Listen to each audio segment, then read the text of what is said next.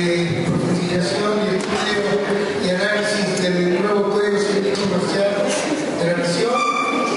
Y bueno, espero que esto sea, continúe, que este edificio que falta en la universidad pueda ser un espacio de encuentro entre aquellos que vamos en derecho y que sirva para seguir profundizando sobre el derecho, seguir reflexionando, seguir analizando y bueno, y con el tiempo ir tratando de construir una justicia más justa.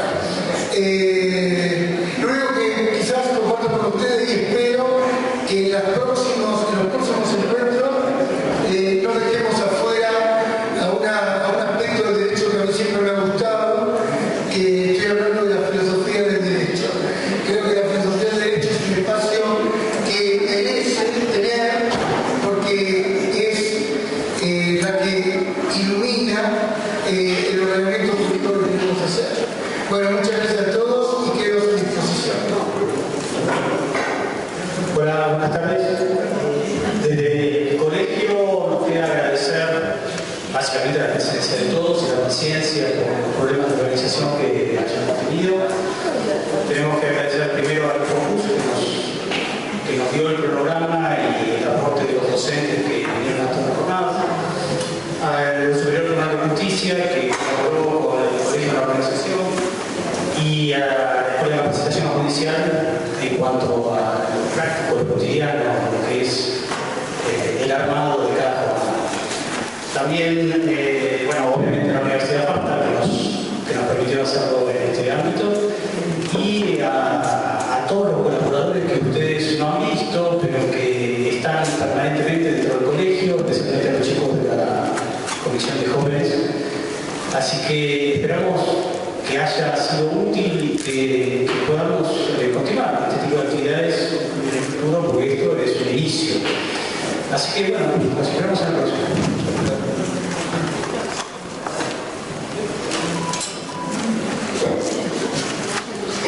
Buenas tardes a todos. En nombre del Poder Judicial de Río Negro, los mismos agradecimientos, por supuesto, a la gente que estuvo en la organización, a la Universidad FAFTA, que siempre gentilmente facilita sus instalaciones, a la Escuela de Capacitación Judicial, a todos los disertantes de Infojus que han pasado y nos han ayudado a comprender este nuevo código, que sin duda va a exigir mirar el derecho civil y comercial con nuevos ojos en muchos aspectos, y ojalá que esto siga el inicio, que estamos a muy poco tiempo de vigencia del nuevo ordenamiento. Estuve yo en lo personal, estuve hablando con casi todos los colegas del foro y hay opiniones en todos los sentidos, pero creo que eso, como decía ayer con uno de los disertantes fuera de la conferencia, es lo que enriquece este tipo de encuentros, ¿no? Que no haya una visión estructurada o direccionada de parte de los operadores jurídicos, que en definitiva somos todos litigantes, abogados, jueces, los peritos inclusive también. De manera que, bueno, muchas gracias de nuevo a todos los que intervinieron en esta serie de conferencias, y que siga, ha sido una experiencia para mí como integrante de la Cámara Civil de Bariloche muy enriquecedora, y se vienen tiempos nuevos donde, bueno, la interpretación de la doctrina, de la jurisprudencia, yo creo que se va, sin ninguna duda, se va a potenciar en los tiempos que vienen. Lo dejamos en manos del disertante. Muchas gracias.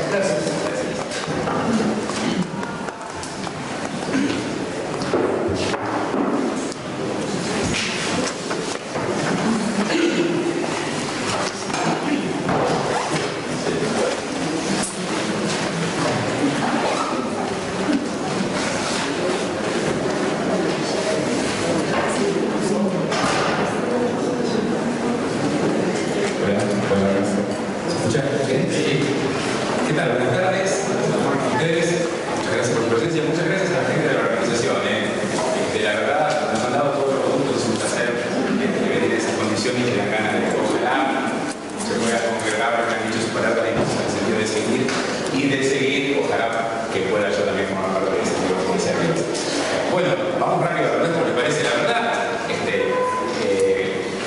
llevamos, ¿cuánto llevamos? 2 meses más o menos de diligencia, no, 3 meses casi de diligencia del Código Civil Comercial. No es tiempo para hacer un balance. Es decir, la gente que vivió la ley 1701, que no somos ninguno de nosotros, que somos todos más jóvenes, saben que el balance aproximadamente de una gran reforma puede hacerse más o menos a los 10 años.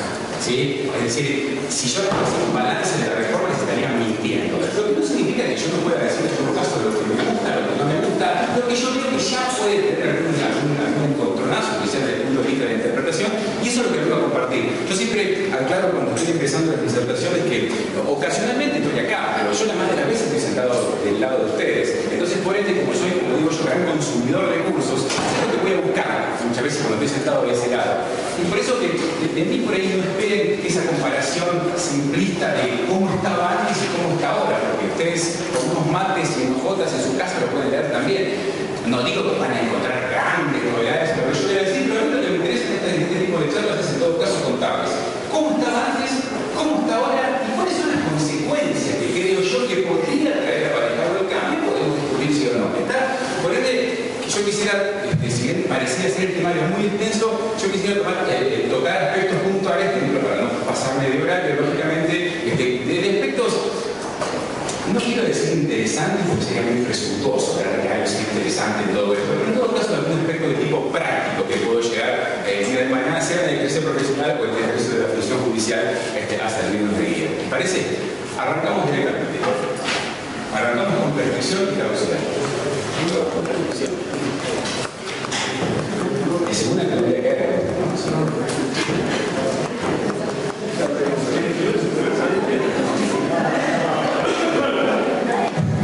Bueno, a ver, vamos a poner la guarda desde el punto de vista terminológico. Estaría buenísimo que le caiga porque eso no está filmado. Desde el punto de vista terminológico, a ver, estamos seguros que lo sabemos todos, no es un tema de tampoco de humanizar, mucho menos dos tipos de prescripción. No es de acuerdo con el lenguaje, ¿de acuerdo? Sí, prescripción liberatoria y prescripción adquisitiva. ¿Sí? Déjenme meter un paréntesis así de tipo anecdótico. Nosotros hablamos de su camión, sobre todo los que hablamos del tema, porque es una cuestión creo que por decirlo rápido. Porque cuando uno dice prescripción adquisitiva para adquirir, puede suceder que ocupa lo adelante. Entonces, por eso suele decir hablando de su camión, ¿verdad? De todos modos, yo les cuento que ni el los códigos de procedimiento, ni la ley 1459, ni el código civil de desagüe hablan de su camión. Es más, cuando el Código Civil y Comercial legisla la de su camión, habla de prescripción para adquirir. ¿Sí? De todos modos, yo les cuento por qué te digo como anecdótico. Vieron ustedes que en el código intervinieron 100 juristas, más o menos. Es decir, que el que redactó la prescripción para adquirir no redactó derecho real de superficie. Y cuando se legisla el derecho real de superficie, dice que el derecho real de superficie no puede adquirirse por usucapión larga. Es decir, que en este Código Civil y Comercial, a pesar de que esta era una cuestión solamente doctrinaria, nos encontramos por primera vez que en un texto legal la palabra usucapión forma parte del cuerpo legislativo. ¿Está? Ya yo sé que es una pavada, pero en definitiva ahora hablar de usucapión también tiene algún contexto o alguna coyuntura real. Bueno, empezamos. Prescripción adquisitiva, ¿sí? Dos tipos de prescripción adquisitiva, larga y corta, ¿se acuerdan? ¿Sí? Dejando de lado cuál sea, el Código Civil, el de doble saco trae una definición. El Código Civil Comercial trae otra, pero con una, vamos a llamarla la verdad, con bastantes mejoras. ¿Por qué digo con bastantes mejoras? 1897. La prescripción para adquirir es el modo por el cual el poseedor de una cosa. Aquí tenemos un gran cambio. ¿Saben lo que decía el Código de Pérez Argel? No decía el modo. ¿Saben lo que decía? Decía, es el derecho. Y está mal. Porque en realidad la usucapión no es un derecho. La usucapión es el modo de adquirir. Es uno de los modos de adquirir un derecho real. ¿Saben cuántos modos de adquirir derechos reales hay? Por ejemplo, se puede adquirir un derecho real, el más conocido, como el básico, por triple modo. ¿Se acuerdan? La adquisición originaria, en forma de, perdón, la adquisición derivada por actos entendimos, a triple modo. Se puede adquirir un derecho real por muerte. Muere mi padre, adquiero yo. ¿De acuerdo? Se puede adquirir por disposición de la ley. ¿Se acuerdan de eso? Yo, por ejemplo, estoy acá dando esta charla. Particularmente, tengo un terreno en Bahía Blanca de donde vengo. ¿Sí? Y justo en este momento, ahora, en este momento, mi vecino está construyendo la pared divisoria. ¿Sí? En este momento, aún sin saberlo, yo estoy adquiriendo el derecho real de condominio con división por eso sobre la marinera. ¿Está? Porque a partir del Código Civil y Comercial, desde la construcción del muro, ya es género. No hay que adquirir la medianería para hacer condominio como antes, no. Entonces, fíjense ustedes que tenemos, como el digo de septiembre, le puedo nombrar un montón de formas de adquirir derechos reales, aún por disposición de ley, es decir, aún sin saberlo, puedo estar adquiriendo un derecho real. Y después tenemos otros modos de adquisición de derechos reales que es cuando se adquieren de forma originaria. Uno de los modos de adquisición de derechos reales por vía originaria es la usucapión. Entonces, el Código Civil cuando decía es un derecho, y la verdad que erraba, porque no es un derecho, es el modo de adquirir el derecho. Tengan en cuenta que esto es re importante. El modo de adquirir el derecho es la usucapión, ¿sí? Es la prescripción adquisitiva, no la sentencia. Porque esto trae consecuencias prácticas, ¿sí? La usucapión es el modo de adquirir, la usucapión es el modo de adquirir el derecho real. Gran mejora, dice, es el modo. Por el cual el poseedor de una cosa, ¿saben qué decía Belsarkel? De una cosa inmueble. Ahora dice de una cosa, porque estaba mal. Porque también, ¿se acuerdan ustedes que se podía adquirir por usucapión una cosa mueble? ¿Sí? ¿Se acuerdan del artículo 4016 bis del Código Civil que se introdujo con la ley 1711? Que permitía la protección adquisitiva de una cosa mueble, ¿sí? ¿Se acuerdan? Adquirida de buena fe cuando era robada o perdida, que en el caso de si era registrable de 2 años, si era registrable de 3 años, ¿se acuerdan de eso? Bueno, se podía, de hecho la ley de buques, que no sé si es 44, porque la ley de navegación, si no me equivoco, también establece la posibilidad de adquirir por usucapión una cosa mueble que es un buque. O sea que si decía inmueble, estaba mal. La definición se mejoró. La prescripción para adquirir es el modo por el cual poseer una cosa. A ver, el Código Civil decía que permitía a la usucapión adquirir la propiedad. Yo les pregunto, solamente, si asimilamos propiedad a dominio, ¿solamente la propiedad se puede adquirir por usucapión o se pueden adquirir otros derechos reales también? Se pueden adquirir otros derechos reales también. A ver, vamos a también poner las cosas en su sitio, ¿sí?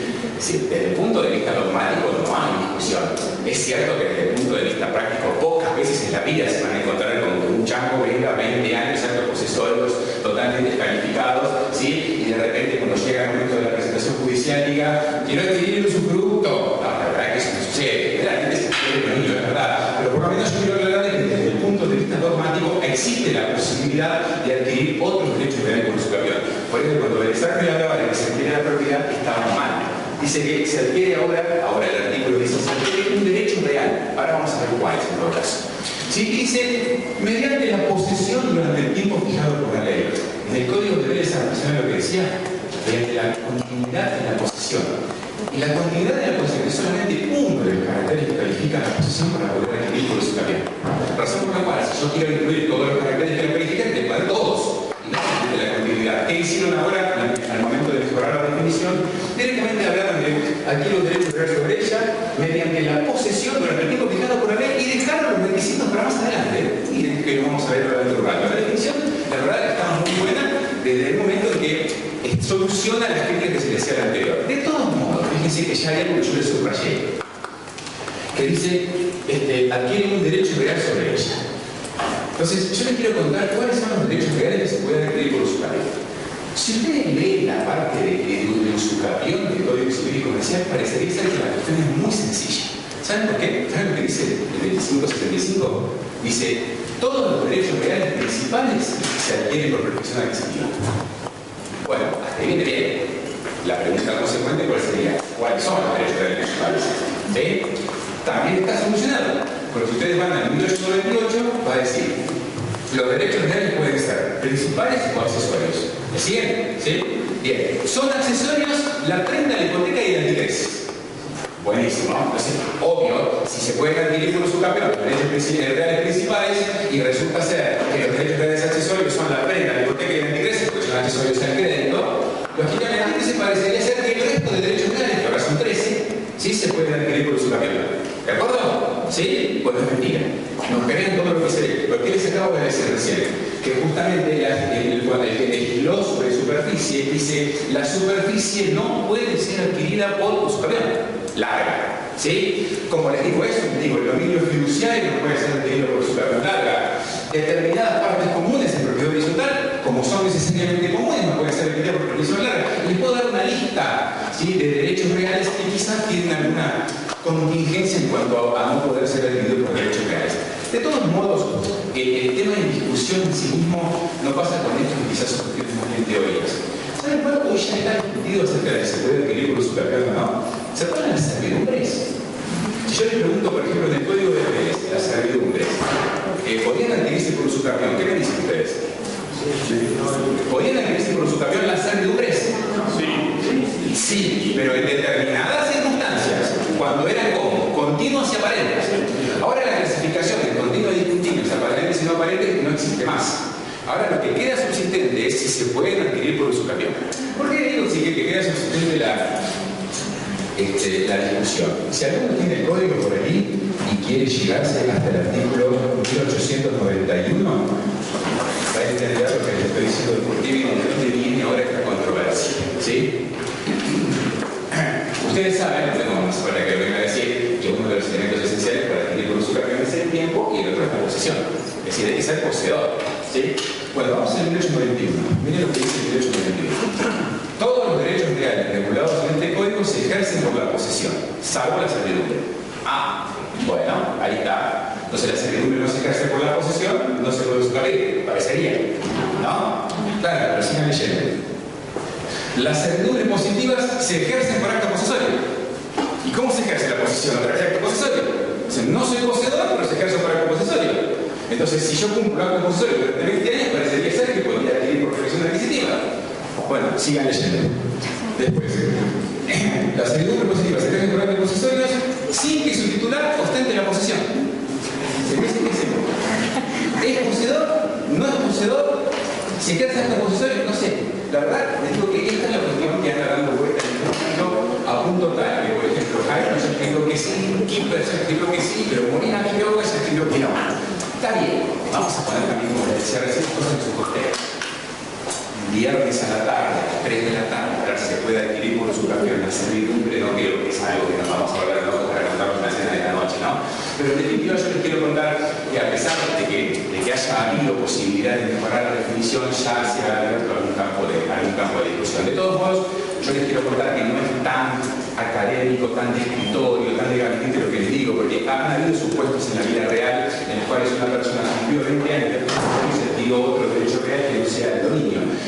Hay un caso muy conocido en la provincia de Buenos Aires de una familia grande, como de 20 miembros, que tomaron directamente una manzana en la Gran Buenos Aires. ¿Se me siguen? Tomaron una manzana. ¿Qué hicieron?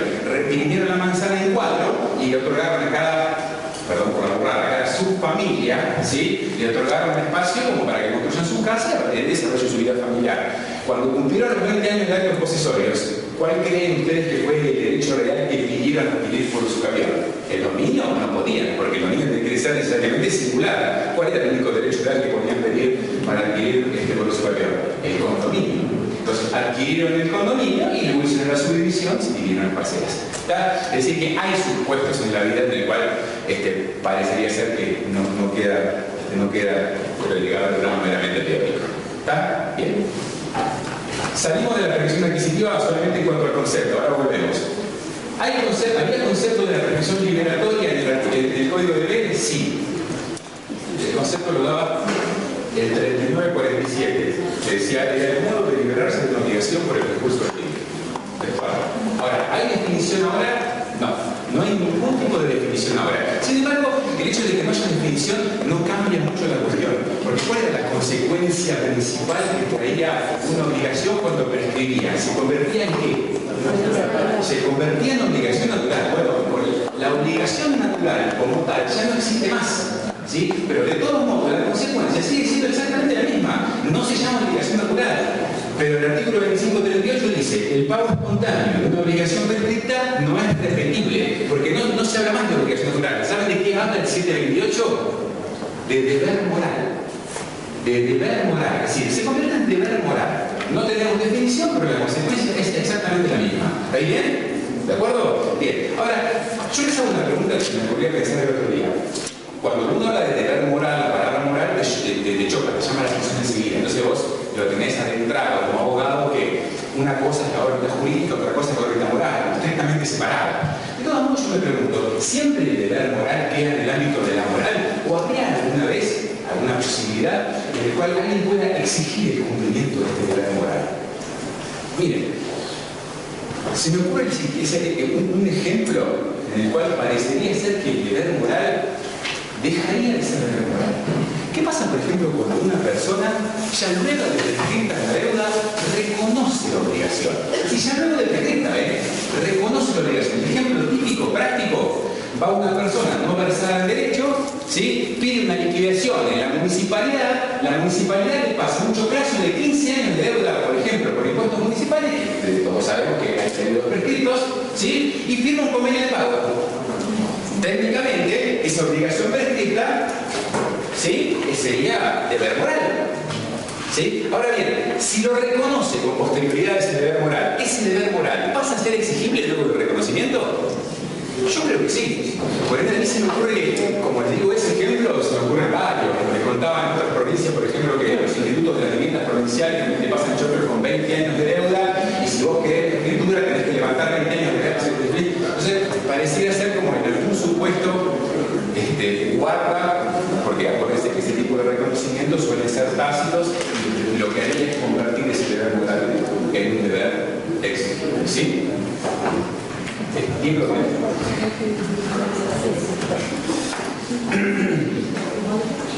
Bueno, gente, ¿qué decía el Código de Pérez acerca de quiénes eran los sujetos de la prescripción? Empecemos con la prescripción adquisitiva. ¿Sí? Artículo 3950, re simple, fácil para aprenderse de memoria para rendir un examen. Todos los que pueden adquirir pueden prescribir. Y encima yo lo digo, soy un imbécil. Todos los que pueden adquirir pueden prescribir. ¿Sí? ¿Está? Bien. ¿Está bien eso? Todos los que pueden adquirir pueden prescribir. ¿Está bien? ¿Sí? ¿Nos casamos con la definición? ¿Todos los que pueden adquirir pueden prescribir? No. No. Les doy ejemplo. ¿La persona comercial puede adquirir? ¿Está habilitada para adquirir? Lo digo sí, y hablar. ¿Para que puede adquirir por su camión? ¿Puede prescribir? ¿Puede ser poseedor? Lógicamente que no. Y que si ustedes pueden adquirir, pues puede prescribir. Eso en cuanto a la incapacidad de derecho, que ahora se llama de ejercicio. Les doy un ejemplo de incapacidad de derecho, por ejemplo. ¿Sí? ¿Les parece? A ver. El albacea, que es muy difícil encuentro, ¿no? Pero el albacea puede adquirir los bienes de la testamentaría. ¿El albacea puede adquirir los bienes de la testamentaría? No, es una incapacidad de derecho. ¿Sí? Ahora bien, ¿puede adquirir por su camión, que es un modo originario de adquirir el derecho? Sí, sin duda. Entonces, fíjense ustedes que está buenísima la definición, todos los que pueden adquirir pueden prescribir, pero como principio general, salvo aquellas excepciones que verdaderamente después dicen a la crítica que recibía, el artículo era tajante, parece que todo el que quería prescribía y no es así. ¿Está? Ahora vemos que eso se solucionó. Desde el punto de vista de la prescripción liberatoria, el principio que plasmaba Pérez también era amplísimo. Miren, el Estado general, provincial, las personas jurídicas, como si las anteriores no fueran, ¿no? Pero no importa, ustedes entienden. El Estado general, provincial, las personas jurídicas y los particulares pueden oponer la prescripción. Es decir, Dios y María Santísima podían oponer la prescripción. La crítica que se le decía a ese artículo, ¿saben cuál era? Que decía puede oponer la prescripción. Y parecería ser que lo que solucionaba era cuando uno oponía la prescripción como excepción, pero no decía nada si uno lo podía plantear como acción. Pero de todos modos, si uno lo quiere interpretar de forma extensiva, lo que quería decir Pérez Arfi era que el sujeto de la prescripción liberatoria eran todas las personas físicas o jurídicas. ¿Está? De hecho, no estaba nada mal si ustedes ven cómo quedó en el 2534 del Código Civil y Comercial. Lo leen, se alcanza a ver, si alguno lo tiene, sígalo. 2534. La prescripción opera a favor y en contra de todas las personas. ¿Está? Termine como sigue, excepto disposición en contrario, que eso es lo que les faltaba a los principios generales de arriba. Ustedes me dirán, y para dar un ejemplo de una disposición en contrario, yo en materia de subcampeón aquí transcribí dos. Miren, los bienes públicos del Estado son imprescriptibles. ¿Ven? Ahí tienen una excepción en contrario, ¿sí? Excepción legal en contrario. Los bienes públicos del Estado no se pueden prescribir. Miren, para adquirir una relación de poder, tiene que establecerla un sujeto capaz, excepto las personas menores de edad para quienes es suficiente que tengan 10 años. En castellano, puede poseer a partir de los 10 años. ¿Sí? Bien, tiene la otra excepción, es decir, personas menores de 10 años no pueden poseer. ¿Está? A ver, me dejan hacer un paréntesis con este tema de la posesión. Claro, ¿qué me van a decir? No sé, el micrófono lo tengo yo encima, pero a ver. Todo muy bien que permita que una persona pueda adquirir la posesión a los 10 años. Pero dos observaciones deben hacer. Primero, el artículo no dice que puedes adquirir la posesión.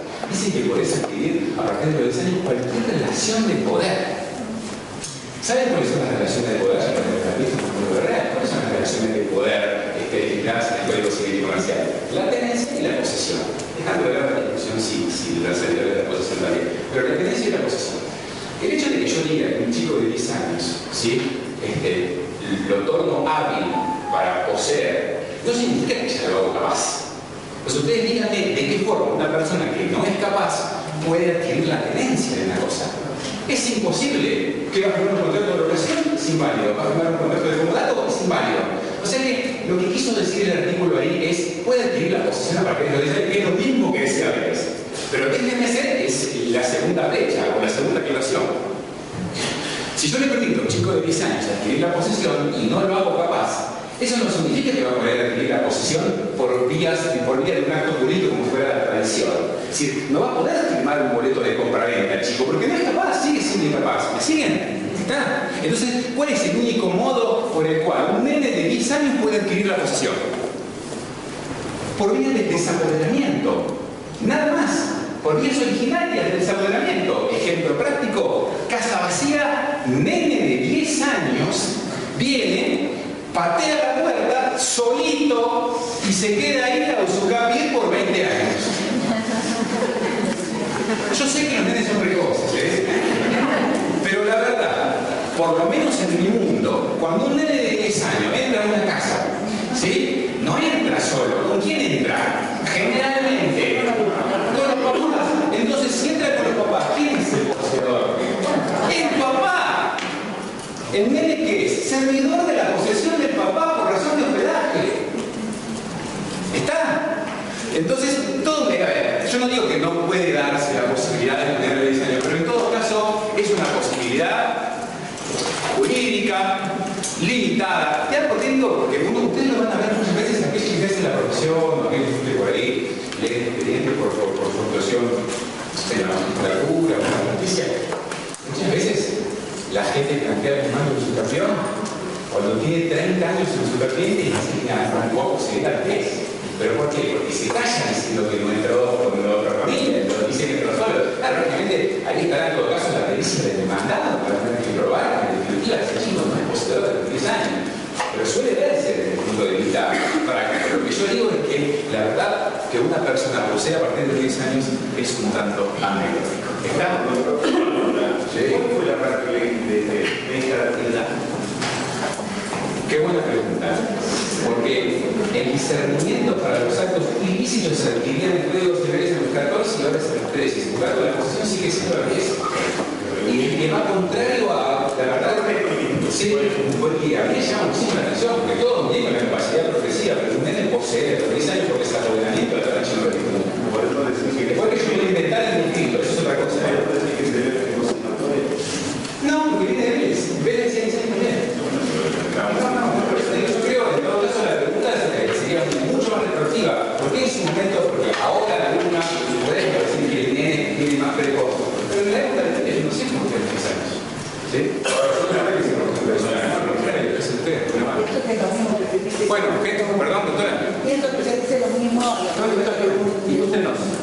de un sujeto tercero. Es decir, que podría haber un caso donde si él ocupó por alguna razón de los 10 años, pudiera poner después de ese tiempo. Bueno, pero la persona por nacer no puede. ¿Cómo? No puede la persona por nacer. No, quise decir que así como otros derechos se reconocen. Bueno, pero son derechos que se reconocen sin hacer nada, precisamente. Acá en este caso, el ser poseedor implica actos posesorios. Eso es lo que a mí me llama la atención. No un chico solo, pero sí hay chicos en realidad. Hay chicos, grupitos de chicos, de 2 o 3 chicos que ocupan un campo, entonces que ocupan un campo. Bueno, ¿qué existe? ¿Cuál de ellos puede, alguno de ellos puede retornar? Sí. Hay muchos chicos separados. Por eso les dejo es algo que la cuestión podría existir, pero la verdad, en todo caso, va a ser un tema también con los padres murieron a los 30 bueno, eso es lo que pasa bien, eso es lo que pasa. Lo que pasa es que hay que arreglarlo bien el escrito, porque si usted dice que a los 15 años el chico murió, no es poseedor de los 15, es poseedor de los 15. ¿Está? Bueno, en segundo lugar, además de que quedó todo solucionado con eso de las posibilidades de acción en contrario, miren que bueno esto del 25-34. Los acreedores y cualquier interesado pueden oponer la prescripción. En general, liberatoria y definitiva. Los acreedores y cualquier interesado. ¿Qué les parece esto? ¿Conocen algún ejemplo en el cual algún interesado que no sean los directamente involucrados puedan oponer la prescripción, sea adquisitiva o liberatoria? ¿Hay casos? Sí, hay un montón. A ver, ¿el doctor tiene alguno? ¿Cómo? El fiador. ¿Cómo? El fiador. Por ejemplo, el fiador. El fiador podría ser en el caso, por ejemplo, de la revisión migratoria. ¿Sí? ¿De acuerdo? Quieren que les dé un supuesto que me pasó a mí en la vida real, digamos, de prescripción, no, perdón, también era de prescripción migratoria, pero de paso se los cuento. Miren, había una persona que vendió a otro por boleto un inmueble, nunca le entregó la posesión porque la posesión ¿quién la tenía? Mi cliente. ¿Sí? Estuvieron intentando arreglar así hasta que, bueno, parece ser que entre vendedor y comprador por boleto se enojaron también y un día el comprador por boleto le inició el juicio de escrituración al vendedor. ¿Cuál era el sentido del juicio de escrituración? Quería hacerse el título para poder luego reivindicar contra mi cliente. El tema está que al no haber tenido la posesión le corría el plazo de prescripción liberatoria, que para el juicio de escrituración en ese momento eran ¿cuánto? 10 años. Como lo inició con posterioridad a los 10 años, lógicamente el actor no iba a hacer nada, en definitiva se llenó, ni se vuelve repetida, pero a mi cliente le interesaba muchísimo que el vendedor por boleto ponga la prescripción. O sea que me presenté yo, bueno, pusimos la prescripción y hice un caso anterior a la vigencia del código, pero que lo podríamos trasladar también al Código Civil Comercial como ejemplo del cual un interesado puede oponer la prescripción. ¿Sí? Bien, volvemos otra vez un cachito a la usurpación. ¿Sí? Bien. Dijimos que uno de los caracteres o requisitos sustanciales para proceder a la adquisición por usurpación es la posesión y otro es el tiempo. Hoy el tiempo adquiere una significación terrible, para siempre en los 20 años, pero la prueba del tiempo ya tiene una significación terrible, porque no sé si ustedes se acuerdan que el Código Civil Comercial establece que al momento de dictar sentencia el juez va a tener que decir la fecha, exactamente, la fecha en la que se produjo esa adquisición por usurpación, la fecha de cumplimiento de los 20 años. Entonces, se vuelve significativa no solamente para el juez que tiene que decir la fecha de petición, sino para uno, para redactar la demanda, para que redacte la demanda, de decir expresamente desde cuándo corre ese tiempo. En la época de Bell Starfield, la época de digo yo como si fuera agosto, ¿no? Pero bueno, el cómputo del tiempo, decía el 3961, como ayuda para cómo ayudarnos a probar el cómputo del tiempo, decía el cómputo del tiempo comienza a correr desde el día de la adquisición de la posesión. La verdad que gran ayuda no era ese artículo, ¿no? Pero bueno, está bien, era un indicio. Ya en cuanto a la prescripción corta, el 4003 nos decía que, miren, se presume que el poseedor actual que presente un título ha poseído desde la fecha del título si no probara lo contrario. Ese sí era una buena ayuda, pero una buena ayuda que servía ¿para qué? Para la prescripción corta, que se acuerdan que operaba con buena fe y justo título. Entonces, si tenías un título, desde la fecha de ese título se presumía que había arrancado la posesión, pero en la prescripción corta. Ese artículo sigue vigente hoy con el Código Civil Comercial, casi con la misma redacción. De última, déjenme decir por qué yo lo pongo como una ayuda. Porque jurisprudencialmente se empezó a asimilar el justo título que se requería para prescripción corta a cualquier instrumento de adquisición. Entonces, jurisprudencialmente se empezó a asimilar un boleto de cesión, un boleto de compraventa, un justo título. Entonces, ampliando por analogía, ¿sí? Parecía ser como que si yo presentaba un boleto de compraventa se presumía que había adquirido la posesión de ese boleto de compraventa. Pero ojo, eso es una ampliación por vía de interpretación, no es lo que dice el artículo 4.3 que se refería a un justo título. ¿Sí? ¿Está? Bien. Pero el código de Vélez decía algo distinto. Miren, la prescripción de las cosas poseídas por fuerza o por violencia, ¿siguen? La prescripción de las cosas poseídas por fuerza o por violencia no comienza sino desde el día en que se hubiese purgado el vicio de la posesión. Ahora, la pregunta que yo les hago es, ¿cuándo se purga el vicio de la posesión? ¿A cuánto tiempo me refiero? ¿Cuándo se purga el vicio? ¿Cuándo se purgaba el vicio de la posesión? Al año. Al año. Muy bien. ¿Por qué? Exacto, perfecto. ¿Por qué al año? ¿Qué pasaba al año? Se perdían las acciones posesorias, ¿se acuerdan de eso? Entonces, vamos a llevarlo a un ejemplo práctico. Ustedes hoy están enojados muchísimo conmigo. Entonces, yo vivo en la casa de la esquina. Entonces, vienen a sacarme a patadas a mí de mi casa, porque la verdad es que de empezar a poseer mi casa. ¿Desde cuándo comenzaba a correr ese plazo para la prescripción larga? Al año de que me sacaron a patadas. Entonces, había que purgar primero los vicios un año, más 20 años. Si la usurpación comenzaba a correr por 21 años, ¿de acuerdo? Bueno, ese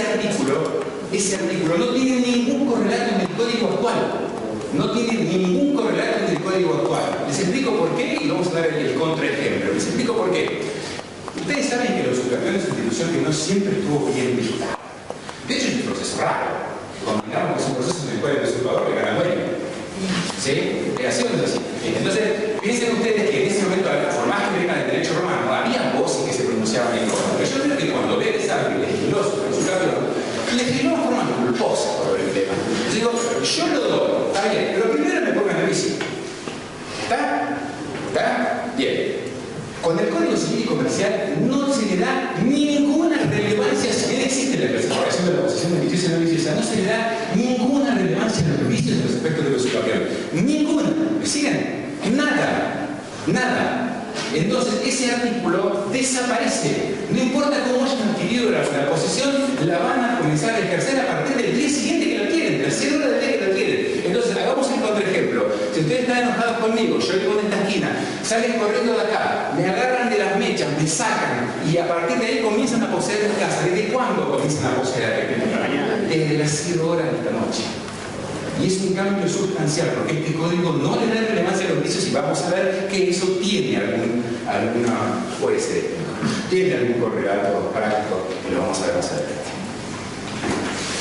Bien.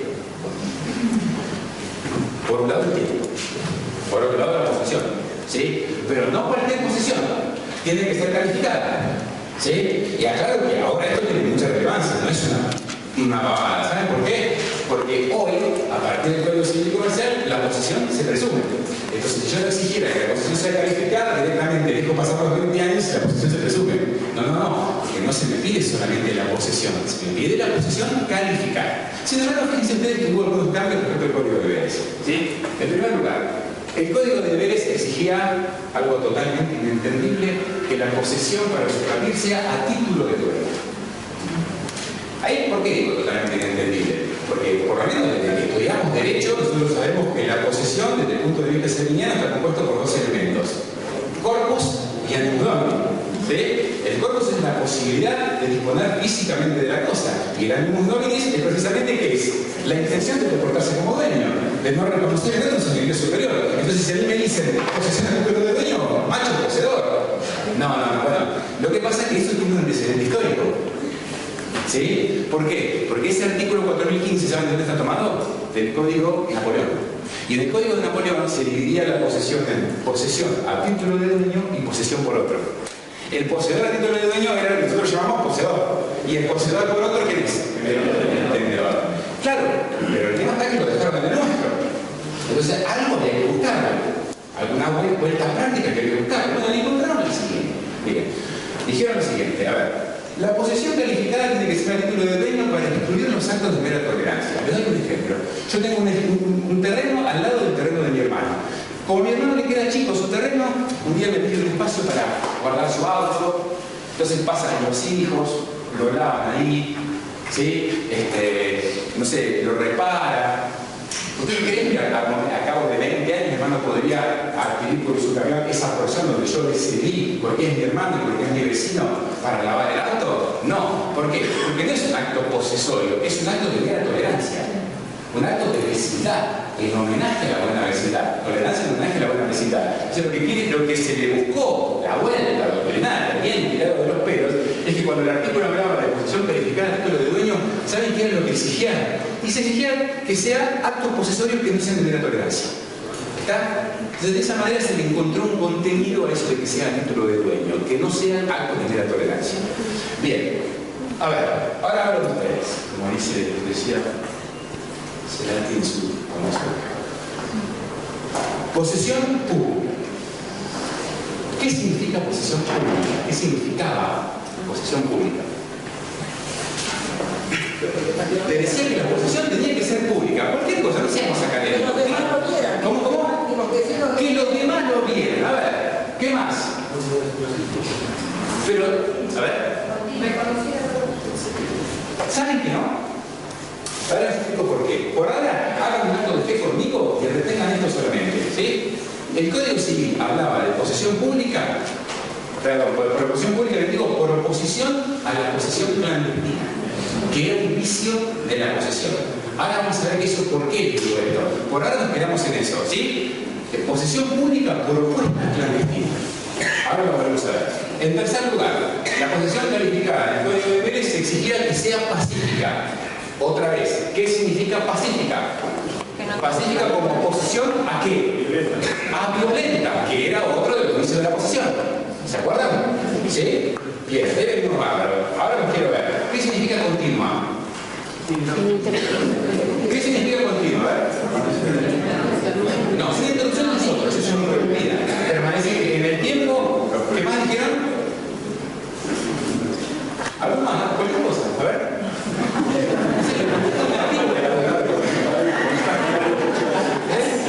Constante, todo mi género, ahí está. ¿Qué más? ¿Quieren que les dé mi definición? Mi definición, no es una definición ordinaria, ¿no? Para mí, cuando se requiere que la posesión sea continua, significa actos realizados con regularidad. ¿Está? Pero ojo, no con cualquier regularidad. Es con la regularidad, con la misma regularidad que si le hubiera exigido al dueño. ¿Por qué hago esta aclaración?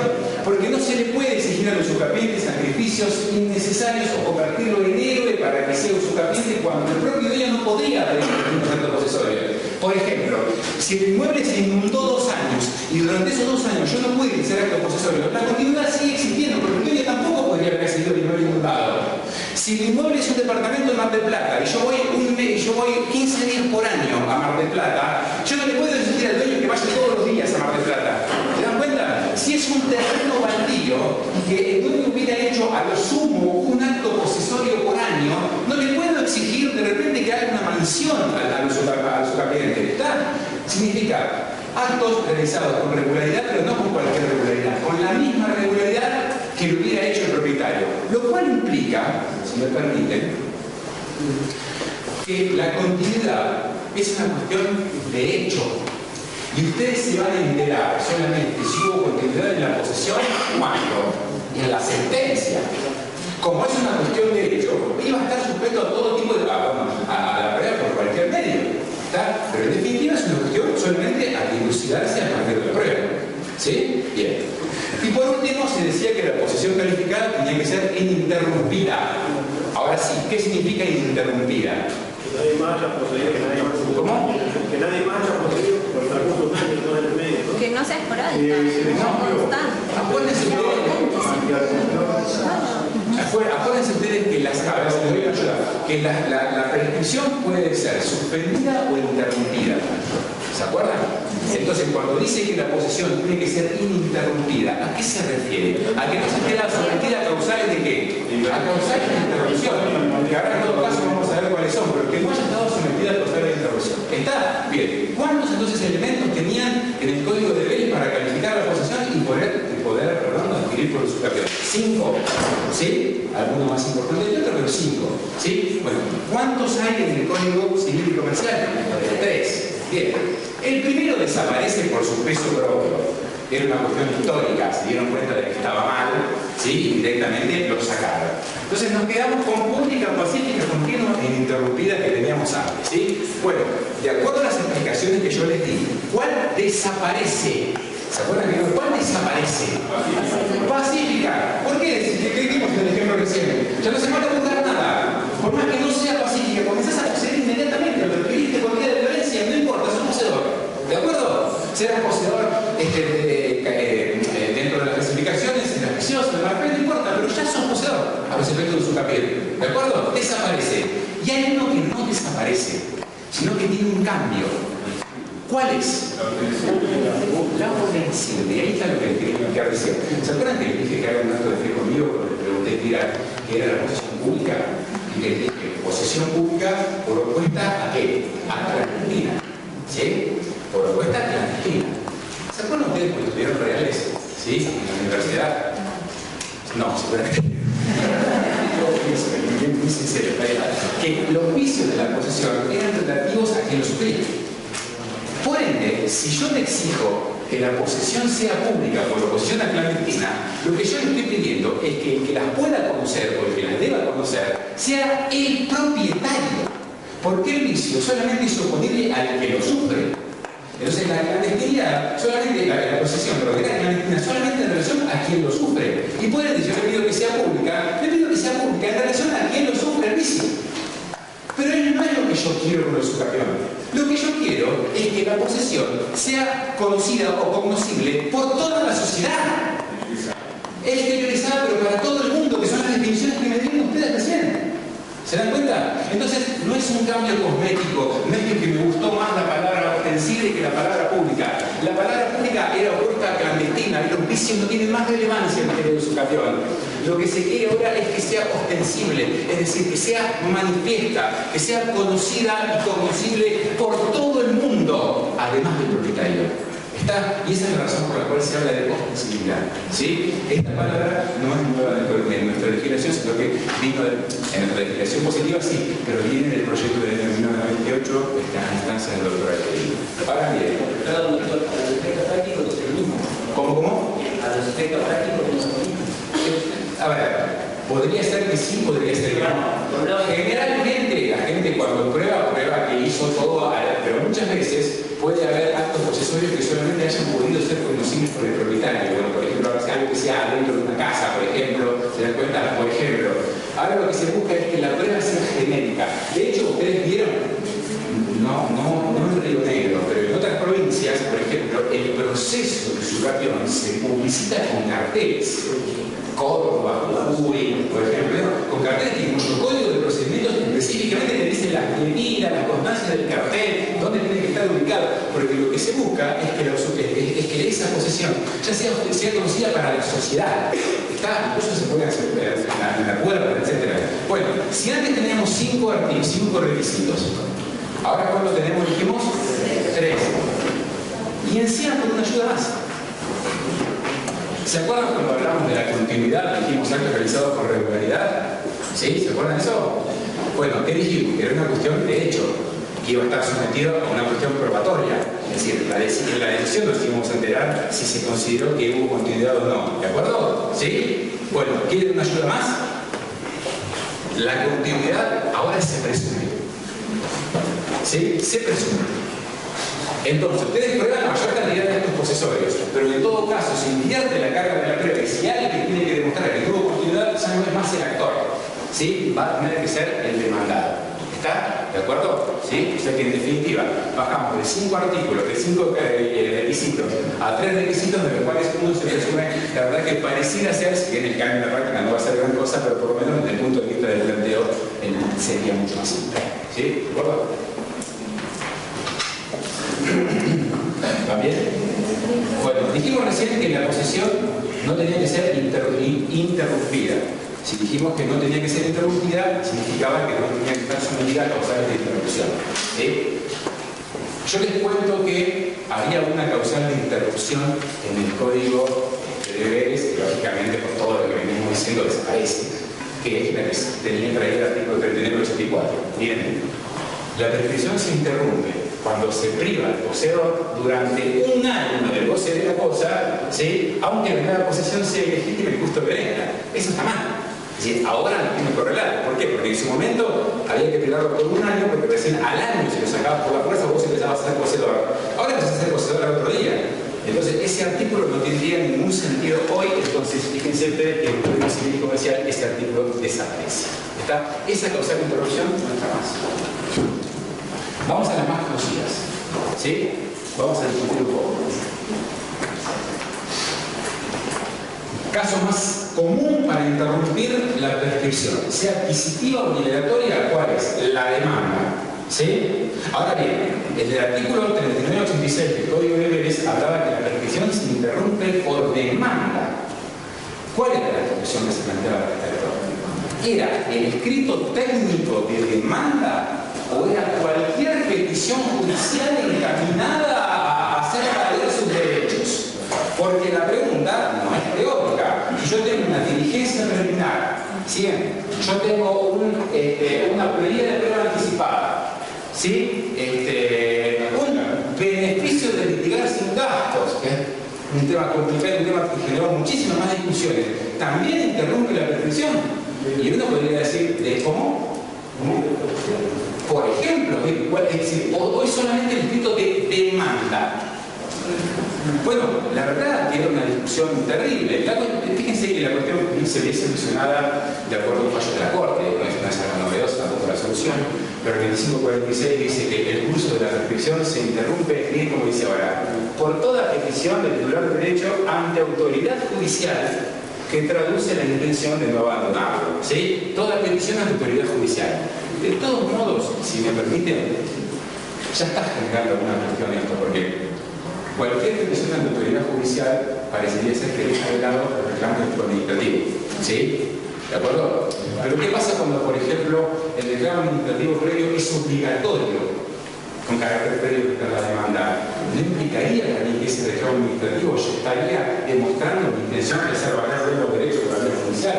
Pero bueno, el artículo, ¿qué dice ahí? La prevención se interrumpe por toda la petición sobre el derecho ante autoridad judicial. ¿Sí? Ahora vamos a ver, ¿sí? Escuchen, bien. La segunda cuestión que estaba muy discutida era la siguiente. La prescripción se interrumpe, decía, por demanda contra el poseedor. Eso, la verdad, que era un temor. ¿Por qué un temor? Vamos desde el punto de vista práctico. A mí me gusta siempre hablar de ejemplos que pueden pasar en la vida real. A mí alguien me ocupa mi casa que yo tengo vacía. ¿Cómo sé yo que el que ocupa está en carácter de poseedor o en carácter de tenedor? A ver, vamos a hacer una cosa. Ustedes me dirán, voy a ver un abogado. ¿Qué va a hacer el abogado? Le va a mandar una carta o documento para que explique, si es que logré conseguir el nombre, lógicamente, ¿no?, del que ocupa, para que explique en qué carácter ocupa. ¿De acuerdo? ¿Sí? Lógicamente, puede ser que no le dé importancia, que le dé importancia y vaya a ver un abogado y diga, muy vivo, no responda, o responda con evasivas. Entonces, ¿ustedes qué dirán? Bueno, muy sencillo, no me respondió la carta de documento, que es más barato, no importa, hago una diligencia preliminar a los efectos de que se constituye como revisión de justicia y que indique en qué carácter ocupa el inmueble. Ah, pero la verdad, si ustedes tienen éxito con eso, yo les felicito de corazón. Porque en mi vida profesional, yo nunca me he encontrado con una persona ocupante que me diga, soy poseedor ilegítimo de malas bienes, no soy profesor de clandestinidad. Nadie me dice eso. Nadie me dice eso. ¿Qué le dice la gente? No sé, estoy desinteresada, no sé, yo estoy casado con mi señora, es la que entró primero, no sé, a mí me perdió mi tío, no, yo vine con mi hermano, pero, y ustedes me dirán, bueno, están arreglados. No, vamos a ser sinceros, la gente no sabe la diferencia entre, no lo sabemos nosotros, yo no lo estoy diciendo fuera de broma, en chiste. Si yo hoy por hoy nos ponemos a discutir acerca de si el concubino es poseedor o vendedor, vamos a empezar a discutir. Entonces, ¿cómo le puedo pedir yo que se explaye directamente acerca de si es poseedor o vendedor una persona con una diligencia preliminar? Por lo menos yo nunca he tenido gran suerte con esas cosas. Ojo, ¿qué es lo que me queda entonces? No me fue bien con la carta de documento, no me fue bien con la diligencia preliminar. ¿Qué hago? Yo me persigo y le meto la demanda. Meto la demanda de reivindicación contra el que está. ¿Es así o no es así? Claro, resulta ser que hago el juicio ordinario en la provincia de Buenos Aires. Acá también se escuchó, ¿no? Juicio ordinario, juicio relativamente largo. Vamos a suponer que llego a sentencia. Cuando llego a sentencia, logro que lo saquen al que está ocupando. Y de repente me aparece ¿quién? Me aparece una persona que dice, ah, no, él era tenedor, yo soy el poseedor. Está bien, perfecto. Ahora tiene que enderezar otro juicio de reivindicación directamente contra mí. Claro, el tema está que llega en el medio, después de tanto tiempo, ¿qué pasó? Entonces, era una complicación, porque dice, la prescripción se interrumpe por demanda contra el poseedor. Es decir, que si yo seguía el curso de la demanda y era un tenedor, parecía ser que no interrumpía, porque dice contra el poseedor. Entonces, para evitar esos problemas, el 2546 dice, el curso de la prescripción se interrumpe por toda previsión de autoridad judicial, escuchen, contra el poseedor, igual, coma, su representante en la posesión, ¿y quién es? Y de ese modo está solucionada la cuestión con dos partes. ¿Está? Bien. Otra cuestión que está totalmente solucionada ahora es aquella discusión acerca de si se podía, ¿se acuerdan ustedes de la discusión acerca de que si se podía interrumpir la prescripción presentando la demanda en el plazo de gracia procesal? Porque algunos decían, no, es un instituto de derecho sustancial, no es un aplicable en el caso de gracia provincial. Digo, sí. Está, otros decían que no, ¿por qué no? En definitiva, el jugaba a partir de las 12 de la noche. La verdad que ante esa discusión, la cuestión quedó solucionada con el último párrafo que dicen que la demanda puede ser presentada en el plazo de gracia previsto en el ordenamiento procesal aplicable. ¿Sí? ¿Me siguen escuchando? Escuchen. Hay un tema, yo les planteo a ver qué opinan. Hay hay un tema que en apariencia no estaría solucionado, pero yo creo que sí. Otra de las grandes discusiones, ya dejo el artículo, ustedes me dicen si coinciden o no coinciden. Otra de las grandes discusiones que se planteaba era la siguiente.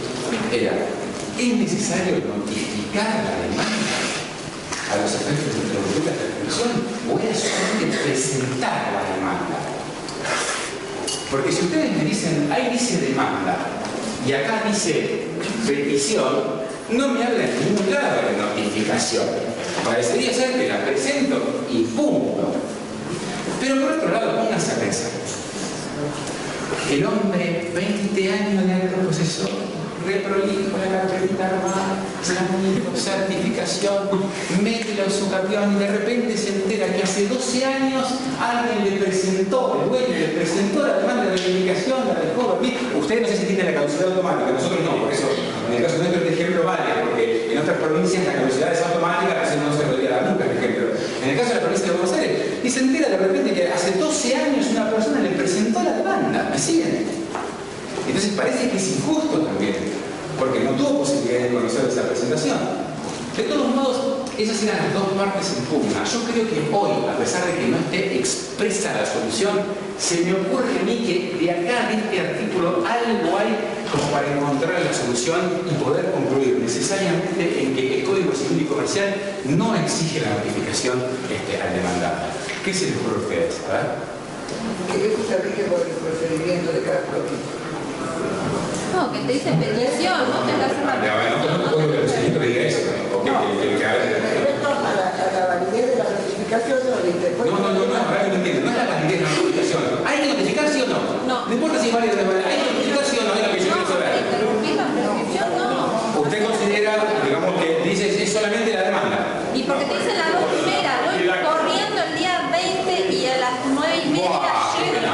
Gracias, doctora, gracias. Me salvó el punto. En realidad nosotros habíamos quedado que a las 4:20 ella decía eso. Entonces, por eso me apuraba. Yo coincido con lo que dice la doctora. Sí, ya lo repetí. Si la cuestión está, si el código resuelve la cuestión de la presentación en plazo de gracia, a favor, porque se puede presentar. ¿Cuánto es el plazo de gracia en Río Negro? ¿4 horas, 2 horas? 2 horas. 4, más a usted, 4. Pero de todos modos, 2, 4, 6, 8. El plazo de gracia es un plazo en el cual no se alcanza a notificar. Entonces, si te permiten interrumpir la autocapión a través de la presentación de la demanda del plazo de gracia, lleva íncito que el propio legislador no esperaba la notificación de esa demanda. ¿Está? Porque no se podía dar nunca. 2, 4, 6, 8, 10, 12 horas. ¿De acuerdo? ¿Sí? ¿Está? Bien. Se me ocurre a mí que es un buen argumento para pensar que no se exige la notificación. Pero bueno.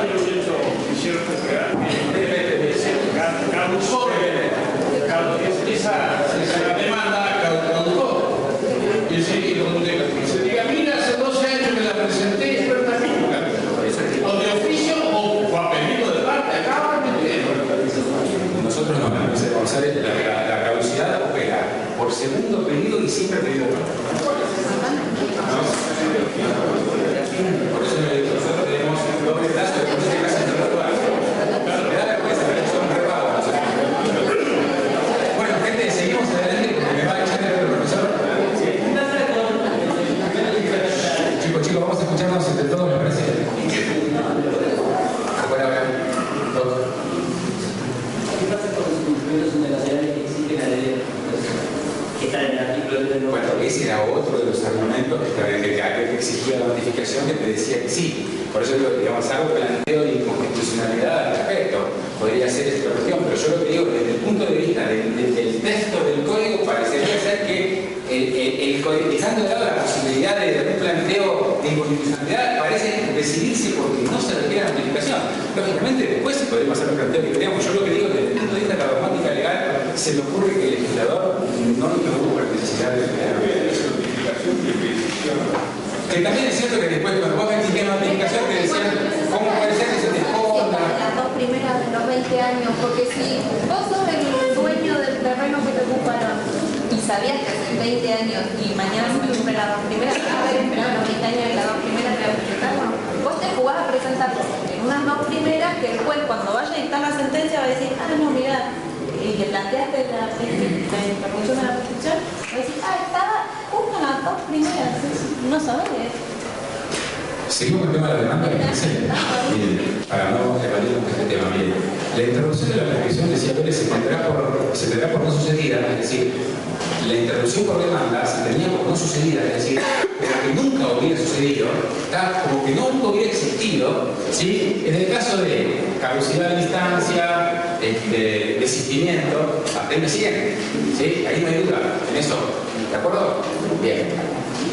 Pero miren lo que decía al final, decía, o si el demandado es absuelto definitivamente, o si el demandado es absuelto definitivamente, a que alguien me explique eso. ¿Por qué digo esto? Porque si es absuelto definitivamente, ya ganó. ¿De qué interrupción de prescripción me están hablando? Si es absuelto definitivamente el demandado, uso capió. Pues no, algún error tiene que haber, algo, una vuelta y darle a eso, porque si no tendría sentido que le digan que si el demandado es absuelto definitivamente. ¿Sí? ¿Está? A ver, le buscaron la siguiente vuelta. Dijeron lo siguiente. La interrupción se tiene por no sucedida si el demandado es absuelto definitivamente, pero en cuestiones no definitivas. Les doy un ejemplo muy claro. Una vez, digo muy claro lo que pasó a mí. Una vez me dieron una demanda de reivindicación que estaba perfecta, una demanda vaga, no había nada que decir contra esa demanda de reivindicación cuando me vine a ver al cliente. Lo único que pude encontrar yo, ¿saben qué? La posibilidad de una excepción de falta de personería, porque el escribano que había hecho el poder era hermano del abogado apoderado. Yo dije, pavada, ¿no? Es decir, algo totalmente alejado de lo que me plantea la reivindicación, no se podía hacer nada. Bien, meto la demanda de la excepción de falta de personería, acogen, a pesar de la oposición de la otra parte, y le dieron, vieron cómo es, 10 días para que se usara la personería. ¿Sí? ¿Es así? Una excepción dilatoria, 10 días para la excepción de la personería. No me pregunten por qué le pasó, pero se usó la personería el día 11. Razón por la cual se cerró el proceso, regularon los horarios, se pagaron los aportes y se archivó el proceso. Ahora, la pregunta es, ¿podía él volver a iniciar la demanda de reivindicación con un poder bien hecho? Sí, sin duda, porque la cuestión de fondo no sería tratada. Por ende, no había cosas jugadas de tipo material, había habido cosas jugadas de tipo formal. Es decir, ahí tenemos un ejemplo en el cual la interrupción se tiene por no sucedida porque el demandado fue absuelto definitivamente, pero en cuestiones no definitivas. Es decir, esa reivindicación se tiene por no presentada. ¿Está? Esa interpretación era tirada de los pelos, pero por suerte así quedó con el Código Civil y Comercial, en la cual se mantienen el desistimiento del proceso, la caducidad de instancia, ni como dice ahora.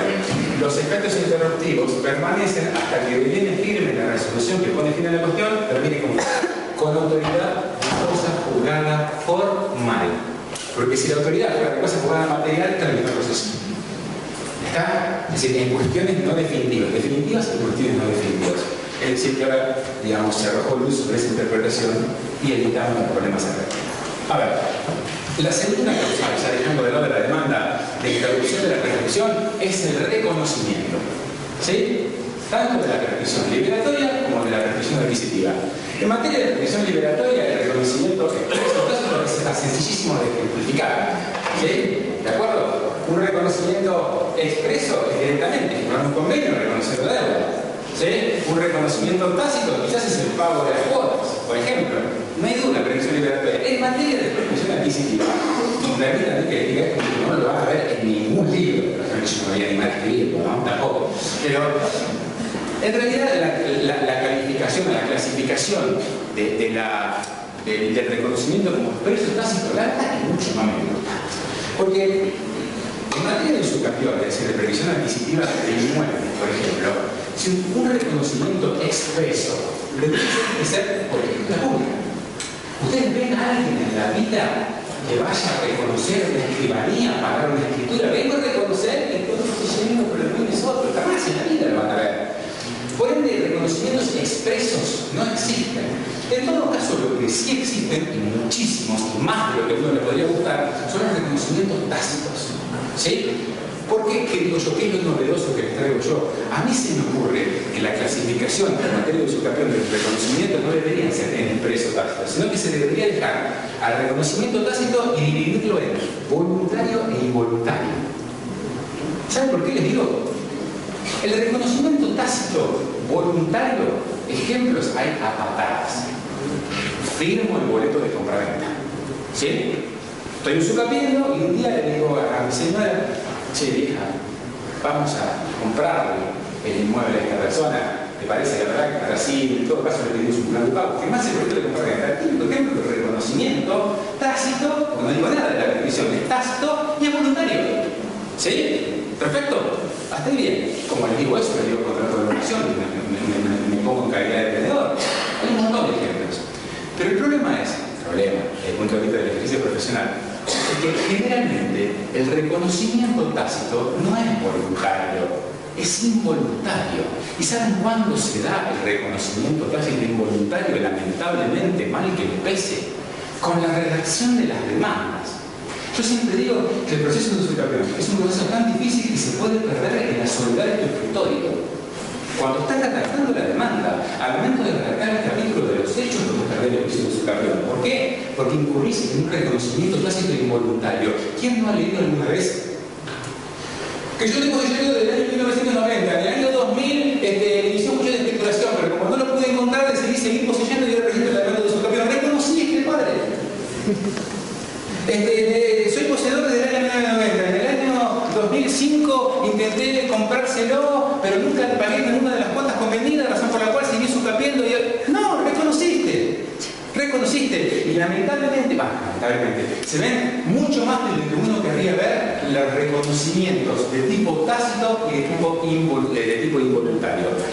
Yo no digo que, esto es un comentario mío, yo no digo que esto haya sido la razón, pero extrañamente, esto que les explico haya sido la razón, pero extrañamente la única, me siguen, reforma que tuvo el Código Civil y Comercial en cuanto a la causal de reconocimiento, ¿cuál fue precisamente? La de sacar la clasificación de expreso tácito. Es decir, quedó el reconocimiento, sea cual fuere, expreso, tácito, voluntario, involuntario. No sé si esta habrá sido la razón, pero en definitiva no sé si tenía mucha ligación con la práctica. ¿Está? Bien.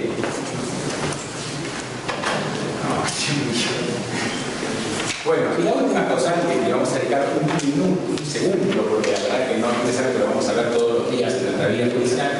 Una posible causal de interrupción es por el compromiso arbitral. ¿Sí? Ustedes tienen regulados en el Código de Procedimientos el procedimiento arbitral. ¿Sí? Bien, fenómeno.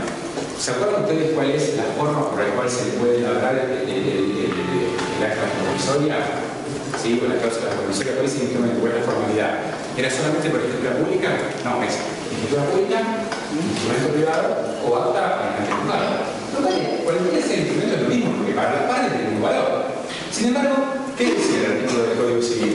El compromiso decía hecho en escritura pública, es el que interrumpe la prescripción. Entonces la pregunta que nos hacíamos es, ¿qué pasaba si no era por escritura pública? No interrumpía.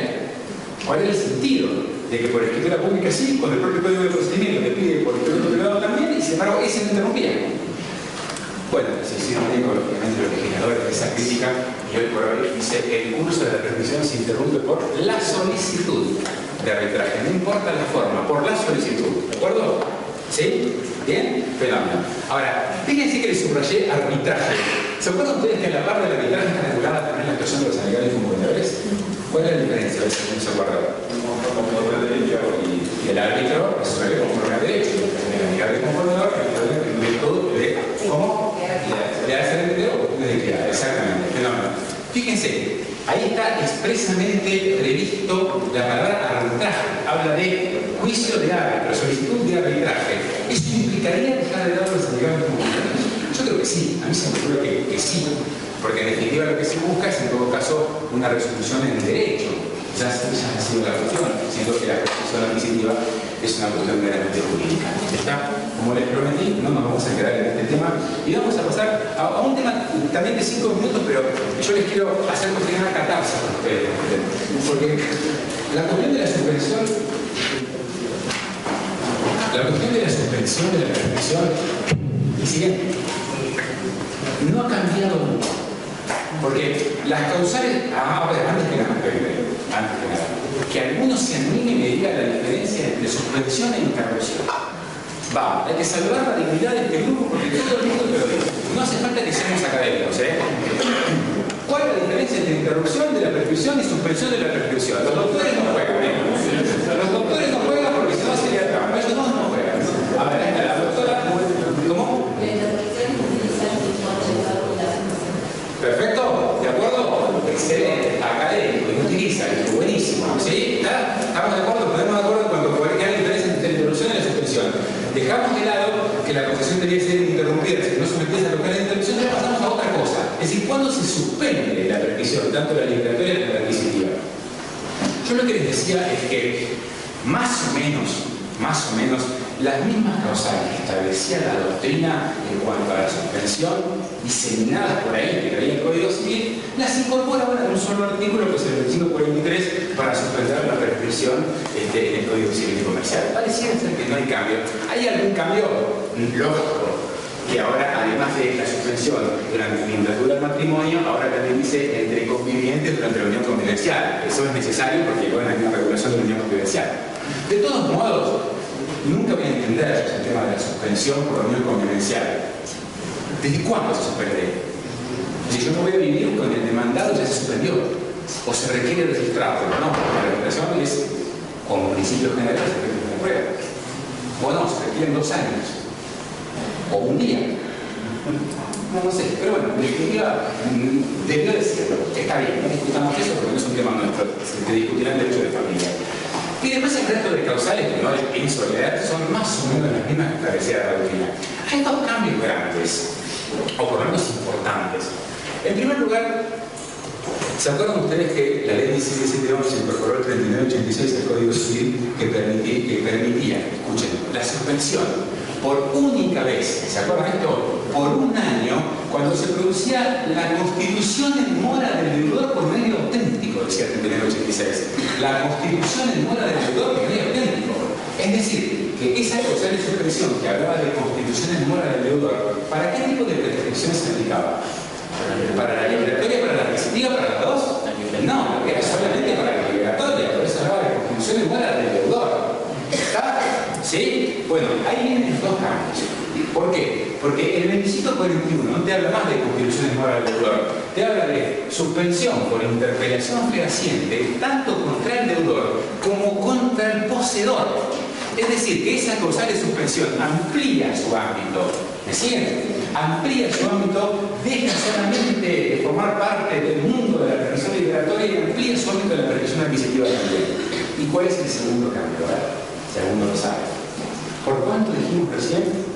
Eso que vendía por un año. ¿No saben ahora? ¿Por cuánto? Por 6 meses por primera vez. Guarda la prescripción. ¿Sí? Es decir, que esa interpelación fehaciente, entiéndase, por ejemplo, carta de aumento, va a servir para suspender la liberatoria, la adquisitiva, pero una vez y solamente por 6 meses. Gran cambio grande. ¿Sí? ¿De acuerdo? Bien. Yo decía recién que incluía este tema porque quiero hacer catarsis con respecto al último artículo, que es el 2542, que es una causal nueva de suspensión de la prescripción por pedido de mediación. Nueva en la legislación nacional, porque ya había legislaciones de mediación entre judiciales obligatorias que establecían que se discutía la constitucionalidad o no. No importa, yo no voy a discutir a quedarme en ese tema. Yo lo que les digo es que ahora, con el Código Civil y Comercial, el pedido de mediación suspende la prescripción. ¿Qué es lo que les quiero contar? Ustedes acá en negro, si no me equivoco, tienen o están progresivamente, ¿sí?, aplicando la mediación prejudicial obligatoria. Puede ser, todavía no está plenamente la aplicación, pero ya para el supuesto sí. Ya está plenamente la aplicación, perfecto. Ustedes tienen una suerte muy grande que nosotros no tenemos. Que hay un artículo que dice expresamente que, cuando habla de las causas no mediables, si no me equivoco, el primer inciso A, dice, cuando está en juego el recurso. Es decir, no son mediables las cosas que no puedo recurrir. Si estamos hablando de la adquisición de un derecho real por usurpación, ¿sí?, un derecho real en el cual rige necesariamente el orden público para su constitución, por ende para su nacimiento, se me ocurre a mí, no sé, ustedes cuéntenme, que las usucapión,es el río negro, no deben ser mediables. Bueno, en la provincia de ser así. ¿Y por qué digo que quiero hacer catarsis? ¿Por qué? A ver, porque hago primero una introducción antes de que me tiren con los códigos civiles y comerciales. No estoy en contra de la mediación, al contrario. A mí me parece que el acercamiento de las partes puede solucionar gran y muchas veces con la pericia del mediador, con la paciencia del mediador, las palabras justas del mediador, puede solucionar cualquier conflicto. Si yo no estoy en contra de que las partes se acerquen, de ninguna manera, que quede claro eso antes de el comentario definitivo. Yo lo que digo es que nunca podría ser mediable el usucapión en donde está en juego el orden público, porque cualquier convenio, a ver, si me siguen, relacionado con la usucapión, nunca podría ser homologado por el juez porque no es disponible por las partes. Hago esta aclaración y le pongo en porque no crean, no, se vaya a estar diciendo que no sirve para nada la mediación. No, no, no. Podrá servir para que se acerquen las partes, para que si uno se arrepiente, le firme un boleto de compraventa, para que uno le firme un contrato de locación, para que se abracen y se vayan a vivir juntos. Todo lo que ustedes quieran. Yo lo que digo es que si llegan a un acuerdo en el marco de la usucapión, es decir, bueno, hacer una cosa, que de 3 años más y ya usucapís. Bueno, no importa, no me demuestres acto posesorio, yo en 5 años me allano la usucapión. No es disponible. No habría ningún convenio vinculado a la usucapión, aclaro, que pueda ser objeto de un convenio que luego sea homologado por el juez. Razón por la cual, perdónme, porque por ahí es muy bonito lo que voy a decir, e incluso esto también ha manejado que hasta los honorarios del mediador sean noticiosos. Y que lo están planteando muchísimas partes en el juicio en la provincia de Buenos Aires respecto a, claro, a los convenios en juicios de convenios de mediación en juicios de mediación. Si se arreglan a los pesos es otra cosa. Pero yo lo que digo es que si se arreglan por convenio, ese convenio la verdad tiene un objeto que no es disponible. ¿Sí? Es de orden público, razón por la cual yo entiendo que no se podría mediar. ¿A qué voy con todo esto? Nosotros tenemos mediación prejudicial obligatoria. Ustedes también, pero no tienen usucapión. Chubut no tiene mediación judicial obligatoria, por ejemplo. Entonces, ¿a qué voy con todo esto? Que creamos una causal de suspensión de la prescripción por pedido de mediación que en la mayoría de las provincias no va a ser operativo. Salvo cuando la mediación sea voluntaria. En el caso de mediación voluntaria también entraría a regir este artículo. ¿Permite no? Sí, no. Conozco secretaria también, pero está la directora del CEJUMI como mediadora. No conozco casos en los que se haya tratado un usucapión, pero sí heridos por parte del propietario de reivindicación. Y a mi modesto entender a lo que él se refiere es que se interrumpe, ¿no es cierto?, o se suspende la prescripción si ha habido un reclamo de mediación por reivindicación. No, eso es otra cosa totalmente distinta. Yo cuando digo es en la demanda de su campeón. ¿Entendieron eso? Más vale que la reivindicación mediable. Si es patrimonial. El tema es lo que dentro del orden público no es la reivindicación, es la absoluta justicia en donde por demanda se demanda de su campeón. Eso es lo que yo pero ahí no está hablando de la prescripción de la claro, ¿cómo se eso es en general. Y si el dueño del lote pide, reivindica, si el dueño del lote está interponiendo un reclamo. No, ni ninguna duda, pero eso para todas las acciones. Eso está aplicado. Pero yo lo que estoy diciendo es solamente en la acción de su campeón, a ver si me entienden. Claro, pero no, solamente en la acción de su campeón, no el resto ni hablar, que es así como dice la doctora. Yo digo en la usucapión, en la demanda de usucapión. Eso es lo que digo yo. Bueno, queda claro a partir de ahora, ustedes vieron que hay un montón de disposiciones procesales que se introducen en el Código Civil Comercial, un montón. Es decir, hay cuestiones que quieren ser solucionadas por vías nacionales, razón por la cual, por ejemplo, se van a encontrar con que el juez no puede declarar oficio de la prescripción, con que la prescripción debe ponerse dentro del plazo para presentar la demanda, que la sentencia va a fijar la fecha en la cual cumplido el plazo se produce la adquisición. Acuérdense que ahora en el primer despacho el juez tiene que proveer una anotación de la litis, ¿se acordaron de eso? Hay un montón de disposiciones de estudios procesales en el marco del juicio de usucapión. Nosotros no las vamos a ver por cuestiones del tiempo, me quiero quedar solamente con la primera. La prescripción dice puede ser articulada por vía de acción o por vía de excepción. ¿Hasta ahí bien? Es decir, ¿hay algún cambio respecto al Código de Vélez? Y la verdad, estaba medio discutido respecto a si podía articularse la prescripción liberatoria por vía de acción. Algunos directamente recurrían a las acciones plenamente declarativas del Código de Procedimientos, pero acuérdense que tiene que cumplir con determinados requisitos. Ahora parecía ser que es mucho más simple que tanto la prescripción liberatoria o la requisitiva puede ser articulada tanto por vía de acción como por vía de excepción, ¿no? Creo que no hay ninguna duda al respecto. Yo les quiero, ¿por qué digo que me quiero detener en este artículo? Porque si bien es cierto que la prescripción puede ser regulada por vía de acción o por vía de excepción, no hay duda, este es un principio general. ¿Me siguen? Es un principio general. Porque no siempre la prescripción puede ser regulada por vía de acción. Yo les pregunto, ¿cuántos tipos de previsión adquisitiva conocen que lo mismo ya hoy? Dos tipos de previsión adquisitiva. Larga y corta. ¿Sí? La larga que exige, 20 años. La corta que exige, 10 años más que más. Buena fe, justo título. Bueno, yo les defino el justo título y les hago una pregunta después. ¿Sí? Justo título es el acto jurídico, ¿sí? Apto para adquirir un derecho real. Acto jurídico apto para adquirir un derecho real, revestido de las formalidades al efecto, pero que emana de una persona que no es capaz o no está legítima. A ver, otra vez, acto jurídico, ¿sí? Acto jurídico por el cual se trajo apto para transmitir un derecho real, revestido de las formalidades a ese efecto, pero cuando emana de una persona que no es capaz o no está legitimado, ¿sí? Yo les pregunto, con esa definición que les di, les reiteré, el titular por boleto de compraventa, ¿tiene un justo título? No tiene un justo título, excelente, dentro de la definición. ¿Qué les falta titular por boleto de compraventa para tener un justo título? ¿Cuáles serían las formalidades? Escritura pública. Si llegáramos a coincidir en que el titular por boleto de compraventa es un justo título, ahí sí, porque ustedes pueden a los 10 años presentar la demanda por usucapión corta y directamente le dan el título suficiente. Pero entonces, si no se puede presentar un boleto de compraventa o un boleto de cesión, que para el caso es lo mismo, ¿cómo creen ustedes que un proceso de prescripción corta ingresa a un expediente judicial? Necesariamente por excepción, por defensa. ¿Cómo funciona esto? Yo hoy compré una casa. ¿Sí? Yo en mi casa. Piensen ustedes, trasladen los ejemplos puntuales de ustedes. Yo compré una casa. ¿Sí? Yo compré una casa, la escrituré, ¿sí? Y un día resulta que me llega una demanda de reivindicación.